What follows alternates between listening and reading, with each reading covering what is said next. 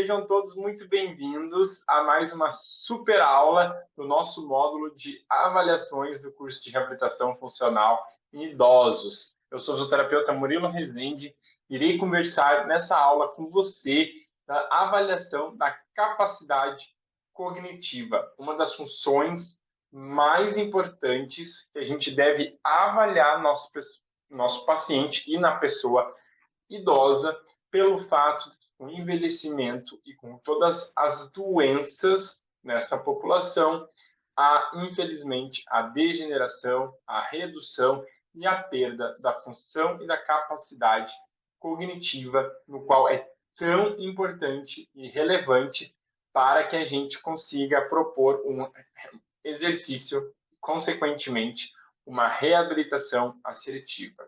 É necessário que o nosso paciente entenda o que ele deve fazer, consiga realizar o movimento com coordenação, com atenção, com cuidado necessário para que realmente tenha os benefícios.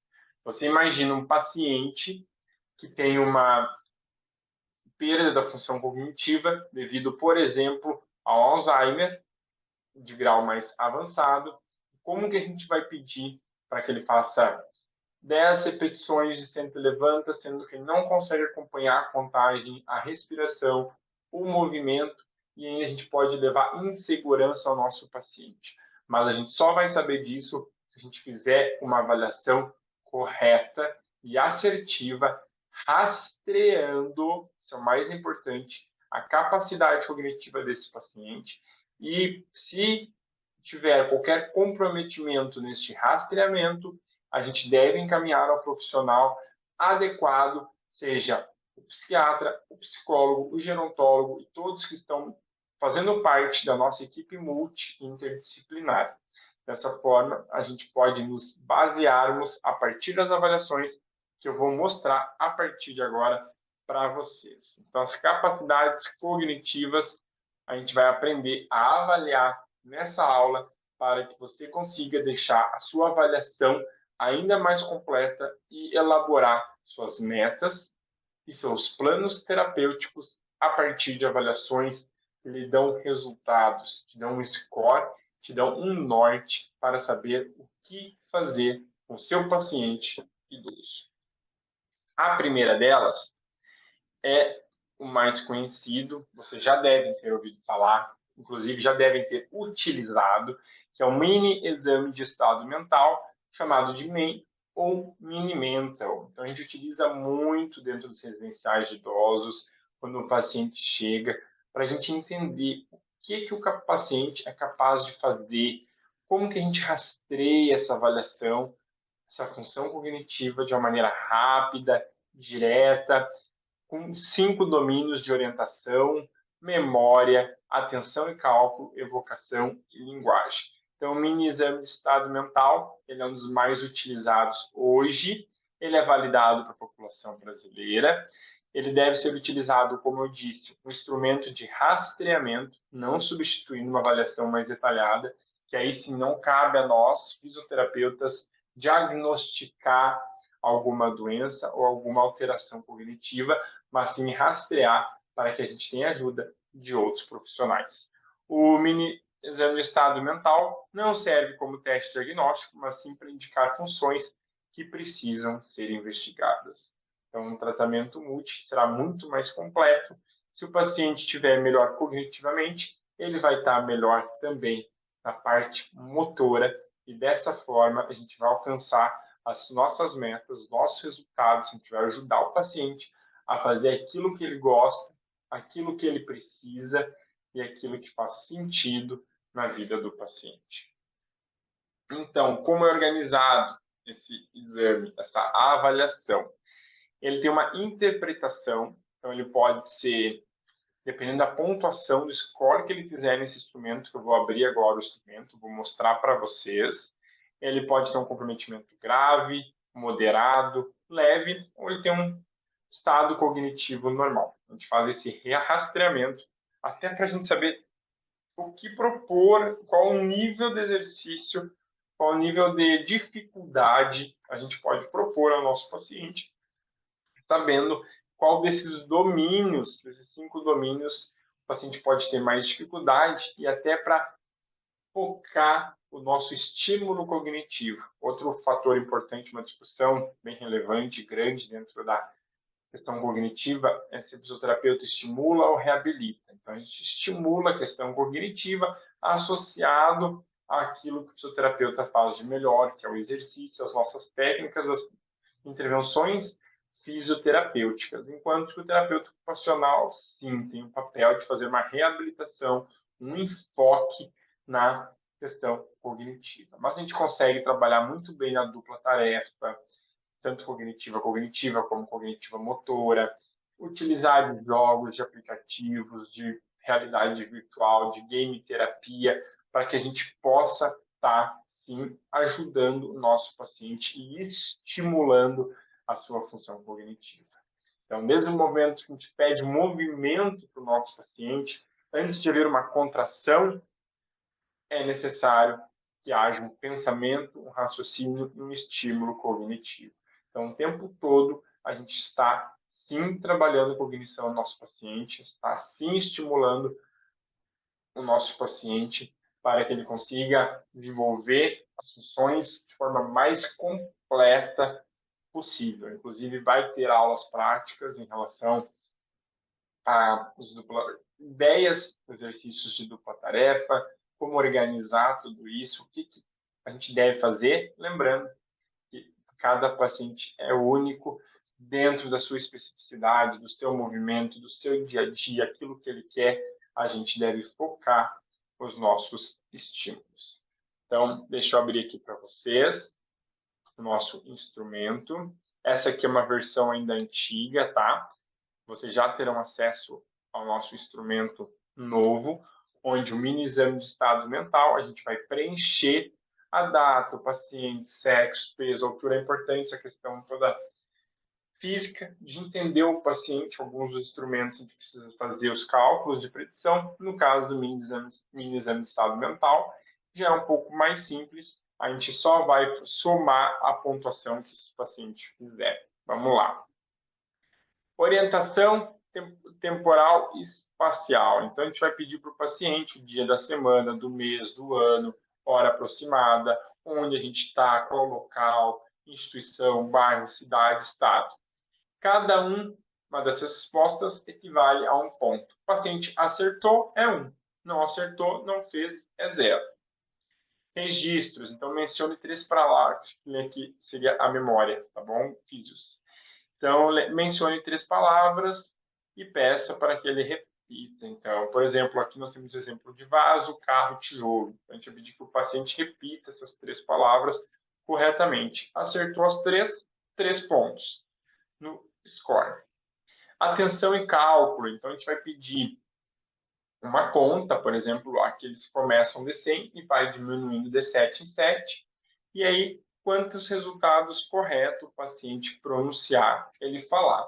Serão 5 subtrações ao total, quantas dessas o paciente acertou.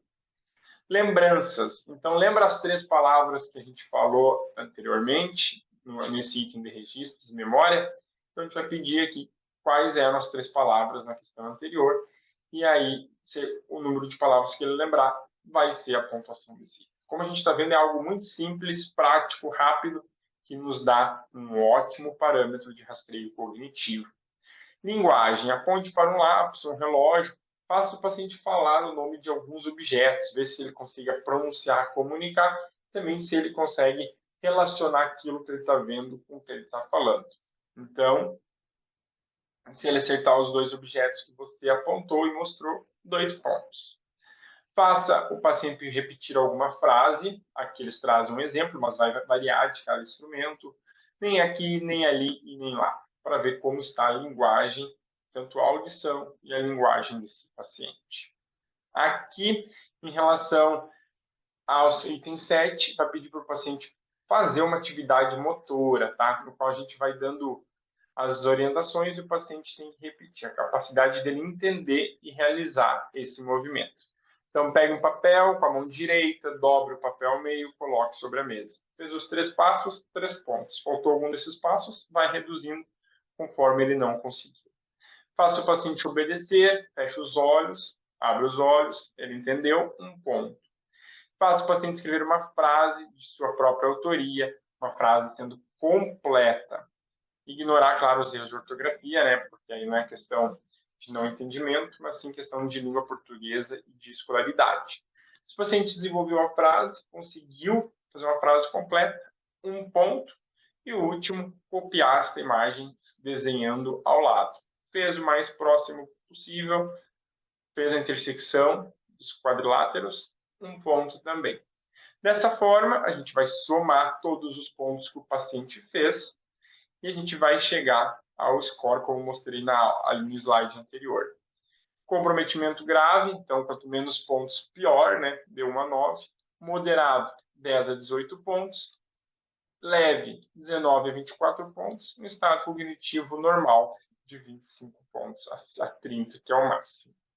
Então, aqui ainda a gente consegue colocar, né, itens por itens, para saber qual foi o item que esse paciente teve mais dificuldade, para a gente poder trabalhar e focar nesse índice, ao invés de trabalhar geral com o paciente, sendo que de repente ele tem dificuldade em um só dos itens, como memória, o que é muito comum na população idosa. Aqui também temos toda a explicação no mini exame de estado mental, e esse instrumento vai ficar disponível para vocês utilizarem com os seus pacientes. Voltando à nossa aula, então, em relação ao mini exame de estado mental, como vimos, ele é muito simples. A gente vai abordar esses itens. Qualquer dúvida você tiver, você pode colocar aqui nos comentários, pode entrar em contato, que a gente vai estar utilizando esse instrumento também na prática com os nossos pacientes idosos durante a nossa vivência, nossa experiência pessoal. Outro item que tem crescido bastante, outro instrumento que tem crescido muito, já validado a população brasileira, é o 10 Points Cognitive Screener, ou 10CS. Ele já foi validado, ele também faz um rastreamento e avaliação rápido, ele é mais rápido um pouco que o Mini-Mental, da função cognitiva. Ele é dividido em menos itens: orientação, aprendizado, fluência verbal e evocação. Então, são 4 itens. E também vai levar um score, uma interpretação normal, comprometimento possível e comprometimento provável. Então, o Mini-Mental tem um debate grande em cima dele, visto que a partir de agora eles querem deixar um instrumento pago, enquanto que o DSS já é um instrumento aberto, disponível para que a gente comece a utilizar os nossos pacientes, sendo até um pouco mais simples e prático na sua utilização. Vamos ver? Então, aqui está o instrumento. Vocês podem utilizá-lo, vou deixar disponível para vocês também. Ali, como eu disse, sempre no início, né? Deixa eu colocar só uma setinha para nós, o laser. Sempre os dados do nosso paciente. Orientação, em que ano estamos? Da mesma forma que o Mini-Mental, se acertou ou se errou, 0, 1. Aprendizado. Agora eu vou dizer o nome de 3 objetos, e assim que eu terminar, você repete os objetos. Tá? Então, a gente vai poder... Óculos, chapéu, relógio. Quantos que o paciente acertou? Fluência verbal. Agora eu quero que você me diga o maior número de animais que conseguir o mais rápido possível. Então, ó, até 30 animais. Então, a gente vai ver quantos o paciente conseguiu fazer, sendo aqui de 0 a 5, de 6 a 8, uma pontuação para este item. Vou marcar o tempo no relógio e contar quantos animais você consegue fazer em 1 minuto. Então, quanto mais animais ele lembrar, melhor. Evocação. Me digam qual eram os 3 objetos que eu pedi para você memorizar. E tem 3 versões, né? Versão A, versão B, versão C, que você pode estar utilizando e diferenciando se o mesmo paciente estiver no mesmo ambiente, né? Para que não repita. E ele já tem uma memória de evocação antes do teste, o que pode acontecer. Pode ser um viés. Aqui a gente pode tanto ter para escolaridade, né? Uma interpretação, quanto a interpretação de rastreio, comprometimento possível, provável ou normal, conforme o número de pontos que esse paciente fizer e aqui está a referência. Então, um instrumento, assim como o Minimental, validado, simples, esse ainda mais rápido, que a gente pode estar rastreando a cognição do nosso paciente. Nós temos ainda duas opções mais antigas, se utilizavam bastante, mas através desses dois primeiros que eu mostrei para vocês, tem diminuído a frequência, que é o Montreal Cognitive Assessment, que é o MoCA, já deve ter ouvido falar, já deve ter aprendido, e o teste de um relógio, também, onde o paciente desenhava um relógio mais próximo do que ele conseguia na hora que ele estava preenchendo o teste, mas não mostrou tanta validação, tanta importância quanto o Minimental e o 10-CS. Para finalizarmos a nossa aula, então, né, a nossa mensagem final, a cognição, ela é importante que a gente faça esse rastreamento e quando a gente percebe um comprometimento, faça o encaminhamento a outros profissionais para que a gente consiga prevenir muita perda de cognição que pode acontecer com as doenças, como eu falei, o Alzheimer e outras doenças demenciais.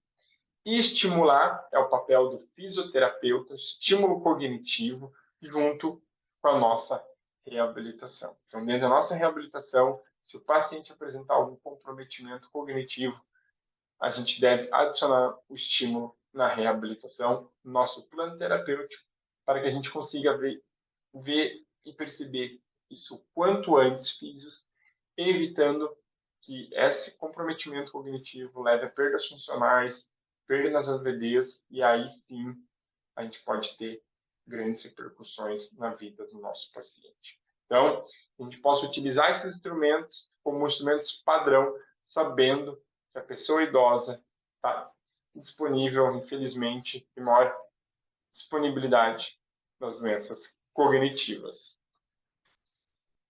Para finalizar, então, deixo o convite, né? Vocês que já estão aqui me acompanhando, logo, logo, 2024, a gente vai estar junto em mais 15 turmas, no qual logo, logo estarão disponíveis as datas, locais, para que a gente consiga aprender e colocar tudo isso em prática. Para finalizar, ninguém se conecta com histórias, mas sim com as suas lutas. Ali até repetiu. Então é isso, filhos.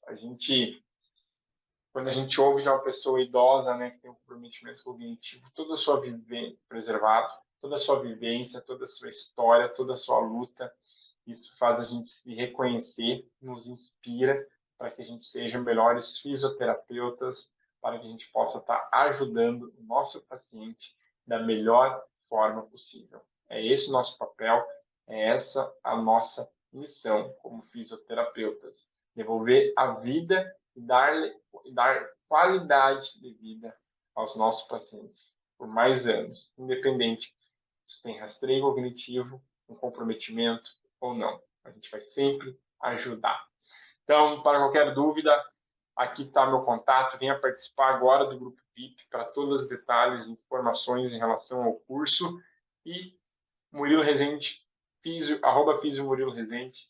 Chama lá no direct, marca se você gostou dessa aula. Vamos levar o conhecimento ao maior número de pessoas e fisioterapeutas, porque quem ganha sempre é o nosso paciente. Muito obrigado, físios, e até a próxima aula.